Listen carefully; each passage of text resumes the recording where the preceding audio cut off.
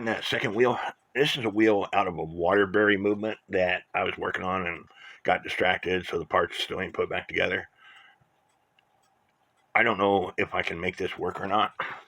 The height of the wheel for the strike side is 1.6 millimeters in height.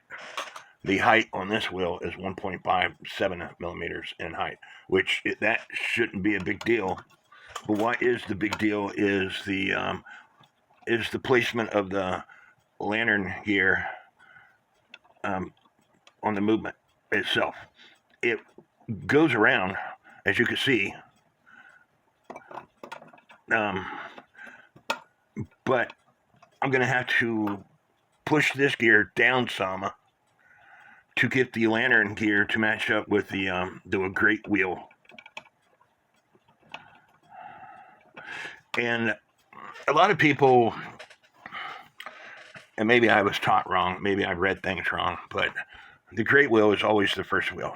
So this would be the second wheel, and then the third wheel, and then the fourth wheel. But the great wheel is always the first wheel, is the way I was taught. So this is the second wheel. A lot of people would call this the first wheel. In my teachings, my learnings, it's not. It would be known as the second wheel.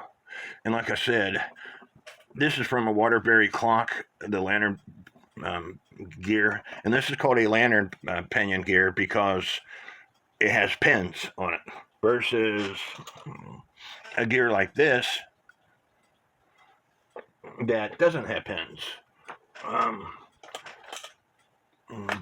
But every one, or almost every one of the gears in this clock is lantern pinion gears. Like I said, I might be able to get this wheel to work, and hopefully eventually that second wheel will show up in my house. It should be in this room, but I don't know where it's at.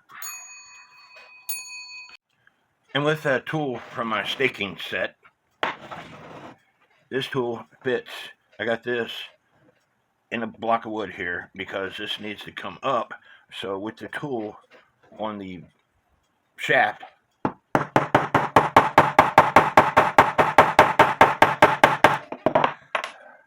I raised it up. I might have raised it up too high.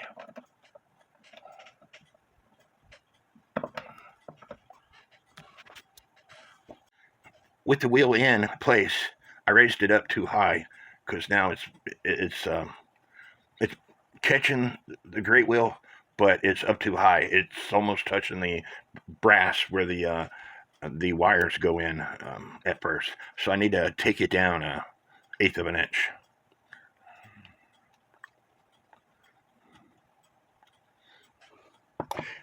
And I haven't checked to see, because the diameter of this wheel and the diameter of the second wheel on the strike side is different, but they typically are different anyway. I haven't checked to see if the third wheel matches up with the second wheel, and so I need to do that too. Here's the third wheel in relationship with the second wheel. The third wheel might match up with it. The wheel might be too short. I'm not gonna know until I lower this wheel and put the plates on. The wheel might be, the diameter might be too small to match up with the third wheel. Spins freely. We have plenty of end shake. End shake again is front plate to rear plate, front plate to rear plate. Okay, but you see how much that tilts? I'm gonna have to put a bushing in it.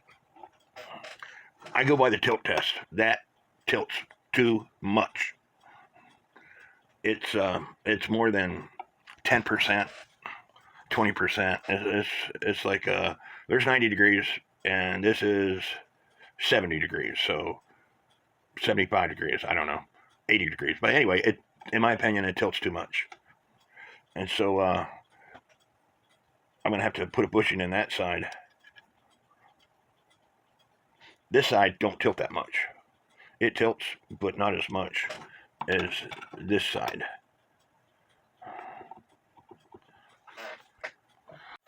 Somehow the second wheel got bent, so I'm going to make this video to show you how I straightened it. Remember, I went and paid a local machinist because I couldn't figure out how to straighten a wheel. Well, I kind of figured it out. As you can see, it's fairly straight. Not the second wheel, but the third wheel. Here, I have a spare cuckoo clock wheel. And as you can see, it's all out of whack. So if you have a wheel that is bent, as long as it's a fairly thin wheel, put it in your drill and get a pair of smooth pliers like this. You don't want rough cut pliers. Don't squeeze it too hard, but give it a squeeze and turn your drill on. Just what I thought was going to happen. I need to fix that. I'm going to go ahead and show you what I did with the other wheel, because it's set up differently. It has the lantern pinion. With one pair of the pliers behind the lantern pinion and the other pair of pliers, jaw of the pliers in front of the wheel, like so, turn it on your drill.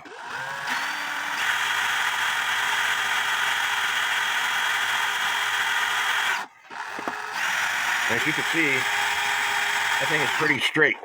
Where before, it was like that cuckoo wheel. It got bent out of shape. But I hope you get the drift of what I'm telling you.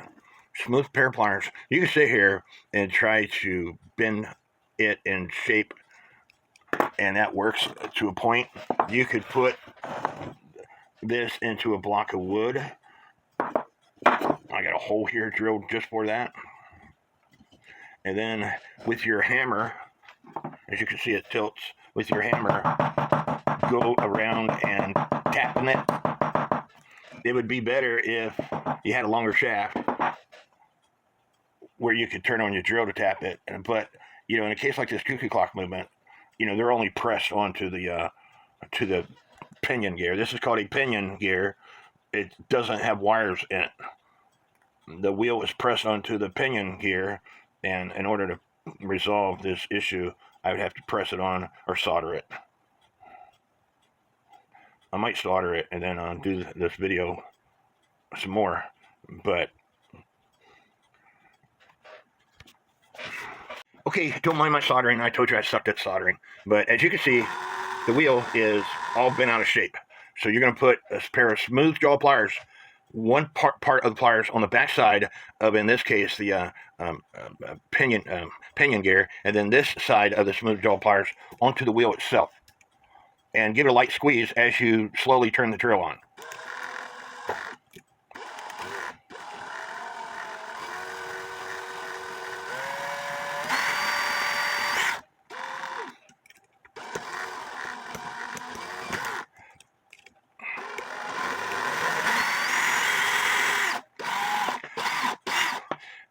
On the back side of the pinion gear, it didn't work, but as you can see, when I gave it a squeeze on the wheel itself, now that the wheel can't spin like I originally tried to do, but the wheel started spinning.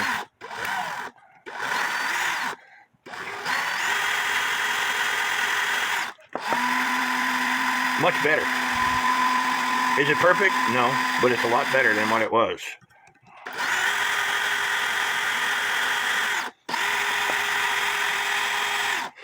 I hope y'all find this video helpful, and if you did, give me a thumbs up, subscribe to my channel, and leave me some comments, and may God bless each and every one of you.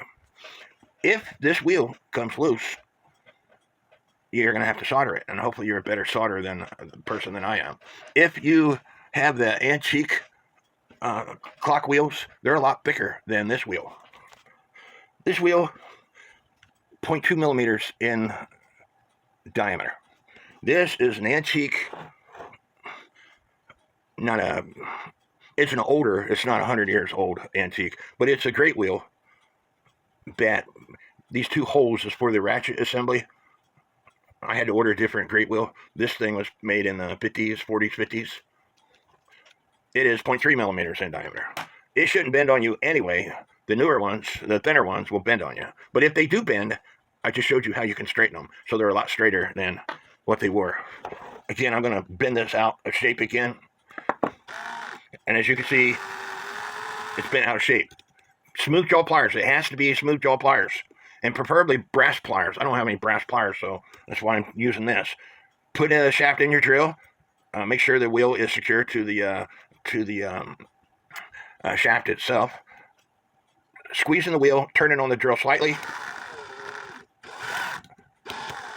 and then turning on the drill more as you you might have to straighten some of it out.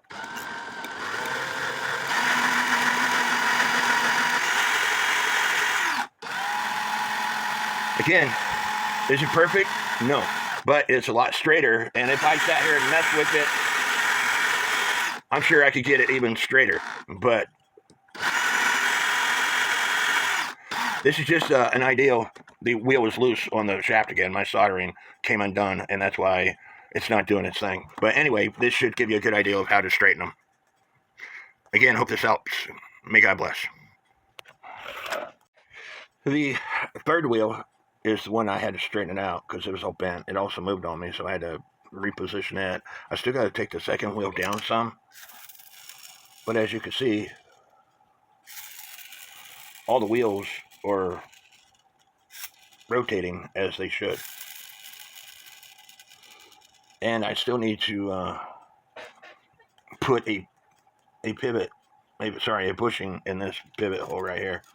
Do you see it?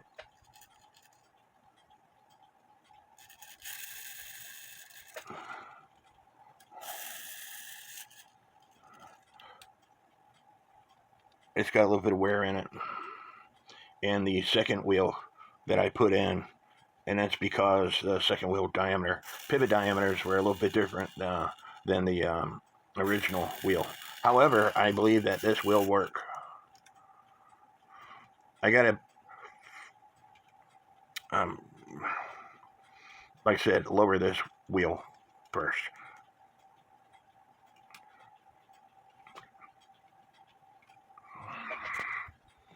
I lowered the wheel, and as you can see, it's in the middle of the pinion gear now. That's a lot better. It has inshake. Before it didn't have inshake because this was, neither wheel had inshake because this was riding on the collar for the lantern pinion gear. And this is the wheel that I straightened out. See how smooth it is?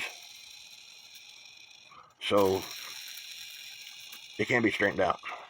I guess it's a good thing that that second wheel came up missing on this clock, because I learned things by having to change out the second wheel.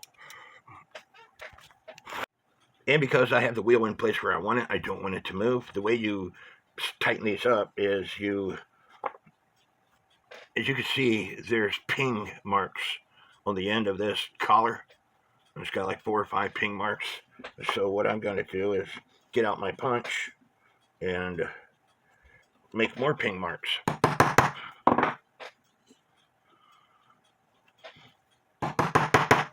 And that should prevent the wheel from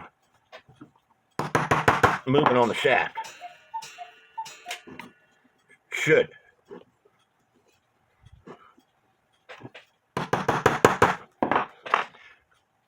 Do I want to test it to see if it'll move? No, I don't.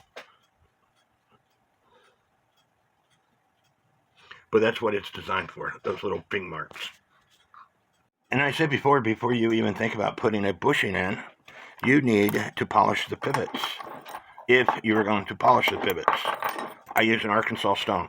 This Arkansas stone, you can sit here and rub your fingernail on it all day long, and it's not going to do anything to your fingernail.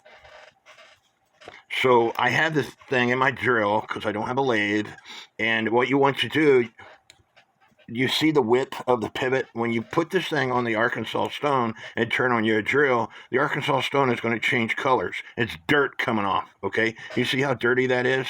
I just got through polishing the other pivot. Do you see how clean that is? How pretty it is? And I'm trying to find this. You see the dirt that's on the Arkansas stone? Hopefully you can see it. This section right here is the width of the pivot. And that's what you want to look for. You want to make sure that you have the width of the pivot. Because if you just have a little bit, you don't have the Arkansas stone laying flat. So you put it on, you turn on your drill, and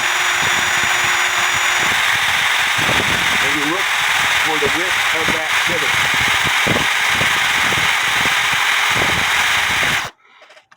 You see the difference? You see the Arkansas stone? It doesn't change the diameter of the pivot. If you're using, and some people pointed out to me, Dr. Lloyd's book, if you're using sandpaper, even though it might be smooth sandpaper, if you hold it on there too long, it will change the diameter of the pivot. This Arkansas stone is not designed to do that. It is smooth as a baby's butt. You could buy these things through Time Savers. No, I don't get money for advertising for Time Savers. That's just who I use. This thing is smooth as a baby's butt. It's not a pile. It's a rock. I was told you can also use a piece of hard wood to do the same thing. I don't know. I just know that Bruce Rasmussen, the General Clock Repair VHS tape that I bought in 1999, he said to use this to polish up your pivots. And that's what I bought. And this is it from 1999. I take that back. I never did this stuff until a few years ago. So this is it from 2019, and this is what I use. Both pivots are polished up. Now I can measure the diameter of the pivot. It's 1.5. Select a bushing that will fit in that hole. And so if you use sandpaper, the reason why, just get in the habit of polishing your pivots every time before you even start putting bushings in. But if you use sandpaper, you don't want to you don't want to install bushings and then polish up your pivots, because your diameter of the pivot is going to be smaller than what you started with, and it's going to make you mad. As you can see, this is the bushing I need to replace. And if you look really closely, the hole is egg-shaped. So you have to file 180-degree opposite from the egg shape to make it the same. Because if not, when you put the reamer in, it is automatically want to go to the left because it's egg-shaped. And your center of your hole will be off. And that's why you want to file 180-degree opposite from the egg-shaped oblong area. Still learning the KWM bushing system. First bushing I put in was too small of a diameter. By the time I bored out the center hole for this to fit, there was hardly anything left, and the bushing just spun in the hole.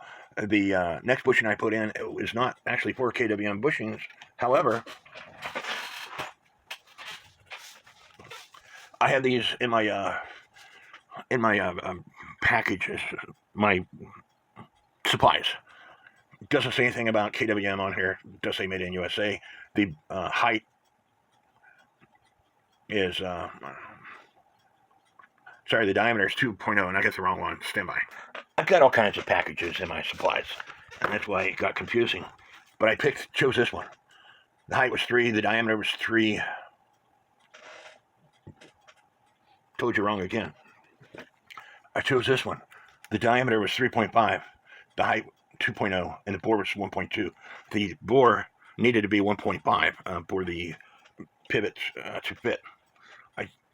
I chose KWM reamer number 4, which goes up to a diameter of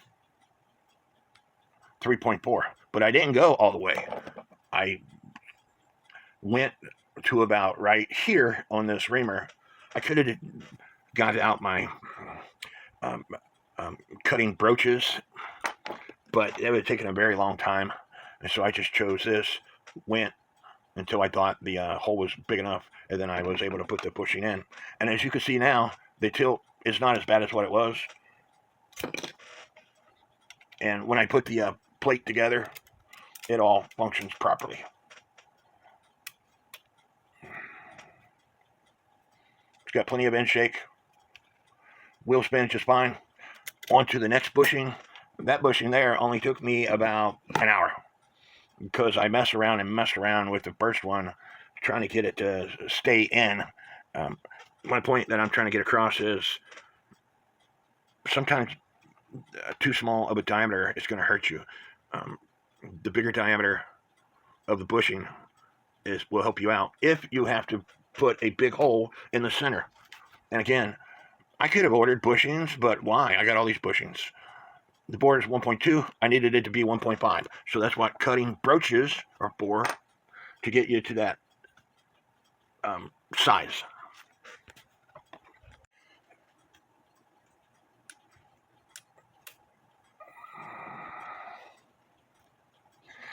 Works perfect. It's got in shake, spins freely. After you put a bushing in, or whenever you're working on a clock, you should be able to spin a wheel, and it should spin several rotations. If it doesn't, then you have issues. It could be the pivot hole needs needs polished. The hole. It could be the pivot needs polished. It could be the pivot has burrs on it. That's the only time that you'd really want to use a sandpaper or something to polish your pivots, if they have burrs on them. It could be the fact that somebody put a bushing in and didn't use the scorching tool on it afterwards, or they didn't polish. Sorry, they didn't make the hole big enough.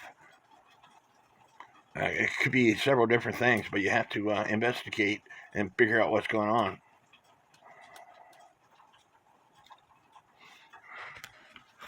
All 3 wheels installed. It works as intended. Again, this second wheel is off a Waterbury clock. This is an Ansonia 4.5 inch wide movement. This second wheel is off a Waterbury clock. I just had to change the height of the wheel onto the shaft. And in the process of doing that, somehow the third wheel here got messed up. The pivot got bent, and I had to straighten all that stuff out. So I'm happy with that. It's working as intended. The good news is this second wheel that I made up for the time side works perfect. As you can see, everything's rotating the way it's supposed to. The bad news is I'm going to have to take this stupid movement all back apart, because what originally was the problem is still a problem, and the count wheel is not sitting where it needs to sit. There's a let's see if I can show it to you. Here's where that clip goes, right here. Right in this area right here. Well, this side is wider than this side. It's got smashed down, narrowed. I don't know what is going on, but where the clip goes to hold the count wheel in place, it's has moved. So I have to take this movement all back apart. I'm getting there, and hopefully my parts stay in the stupid container when I do take it all back apart. I get it all back together, and I got to take it all back apart, but it is striking and stopping as it's supposed to. However, when I turn the hands, it doesn't do anything. It doesn't lift the strike lever, and that's because that piece right here, I got it in the wrong spot. It has to go one more notch over. This curved area goes right in that area. It bypasses this pivot. It goes in between this pivot and this pivot, and it goes up here like this. Because right now the minute wheel with center arbor is not able to hit that, and that's what sets the clock into strike. I still can't find the original second wheel. Again, this is a second wheel out of a Waterbury clock that I had apart laying around. As you can see, it's ticking away, so it's working. And if I could trip these movements, this is a stand that I made. The stand that I bought off Time Savers. These movements, the way they're built, they're kind of hard to set up on a stand.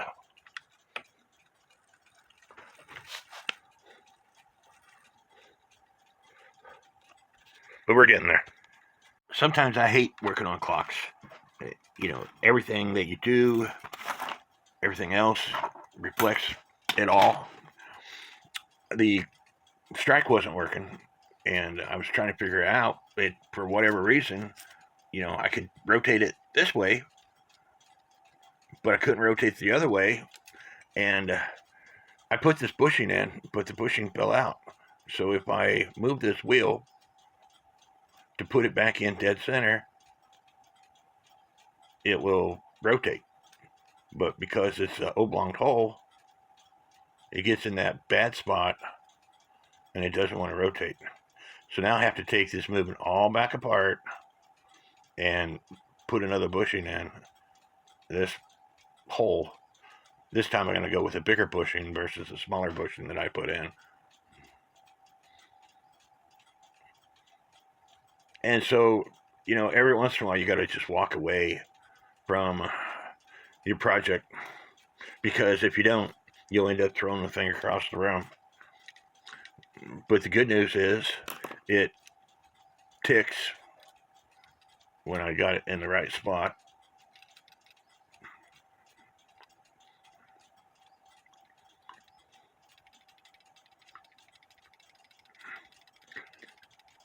Which, again, this wheel, the second wheel, which is this wheel right here, again, the great wheels are called the first wheel. This is the second wheel off the time side. This wheel is from a Waterbury clock. I had to, the way the wheel was, it was further that way. It's further toward the front plate. So I had to press the wheel down to line up with the great wheel. And I got lucky because it lines up with the third wheel.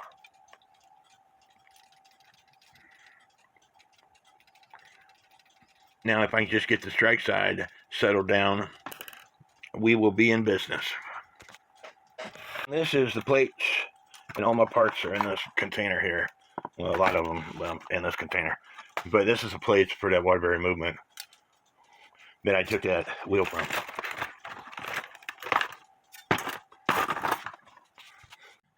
So it makes a person wonder, just like with cuckoo clocks, did the makers collect parts from a certain, let's say, company? Let's say one company made all the wheels, and then Ansonia made their plate, Waterbury made their plate, and put all the wheels where they needed to go. Or did they copy designs off of each other, which is probably more like it. But I don't know. All I know is the Waterbury movement second wheel fits on the Ansonia movement. So I got a bushing in the plate for this wheel here. As you can see, I keep that gear out of the way. It sits there and spins freely. It's got plenty of end shake. On a side note, I didn't like this. Was my homemade reamer holder, and I didn't like it because it kept poking me. So I modified it. I took a pack of my extra gum here. Comes in a plastic package. Put my board in here. Put these in, and now I can close the lid and it will stay in order, and it won't poke me when I go to get them out. And with the new bushing in,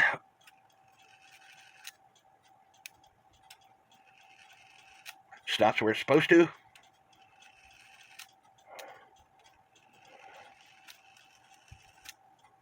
And so now I need to put all the other stuff on. Okay, that piece that is part of this rear plate, that piece that I told you curves, that curves up like this. Well, there's a piece on it that the minute arbor center wheel has to hit. Let me see if I can get a good view on it. This has to hit it. But if it's too tight, if it's not bent right, when you turn the hands, it goes into warning, but now the hand is getting tight, and that's because that piece is not bent right. So I have to figure out how to adjust it to because what happens is the clock will sit here and run when I have it adjusted properly. The clock will sit here and run, and then it stops because when it goes into warning, and that's because that piece is bent wrong, is what I'm trying to get at. So I have to figure that out.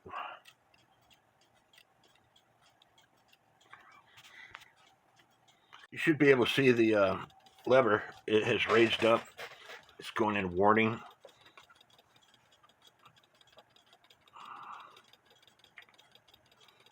And hopefully before too long it'll drop. I've already done this a few times, but with it being on camera, things always change. This clock has been a real pain in the butt. I've had to fix several issues with it, but yeah, it's almost there. I know just as soon as I turned the minute hand shaft, it would have done its thing.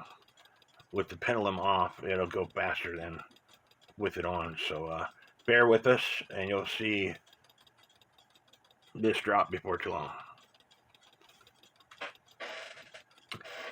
I actually didn't have it raised up in the air that much, but it's up in the air quite a bit now. So there we go. So that part is fixed. Now it's time to put this movement back in the case. I'm not going to sit here and adjust it. It is ticking away. Where I'm going to put it is going to be different from my table. I told you before, my table is crooked. It doesn't sit level. It is very quiet.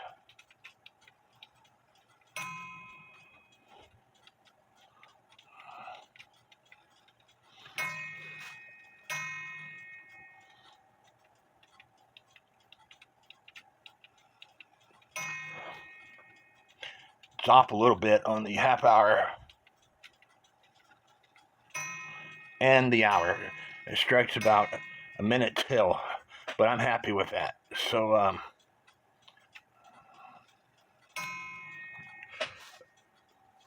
as I said, this clock is for sale. No, my clocks aren't cheap. I have never seen another clock exactly like this. If you're interested in this clock, you can contact me on Facebook. My current profile picture is a drawing that a veteran did while I was up at the VA hospital. I'm going to ask $500 for this clock. I believe it's fair, plus shipping, that is. I believe it's fair. You've seen everything I've done to this clock. It's up and running. Strike stops when it's supposed to stop. It ticks away. Again, I'm not messing with it here because my table is not level. And so where I put it, I'll mess with it and get it in beat properly. But if you could find another clock exactly like this, it has to be an Ansonia, made in 1887-ish, with that dog and that bird, I will take $100 off this clock. But you have to find another clock exactly like this. It's a marble slate clock. Anyway, I hope y'all enjoyed the video. I still have not found that second wheel for this clock. Again, I took the second wheel out of a Waterbury movement that I had, and I had to modify it. So please do not waste my time. If you contact me saying you want to buy it, you better be prepared to send me money through PayPal, and that's the only thing that I will accept unless it's cash in my hand is PayPal. So again, leave me some comments, and may God bless each and every one of you. This is where the clock belongs.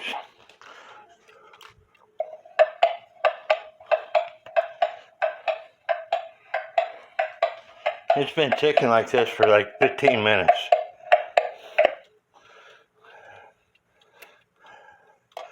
But as you can see, it's ticking away. Again, leave me some thumbs up, leave me some comments. Tell me what you think. And may God bless each and every one of you.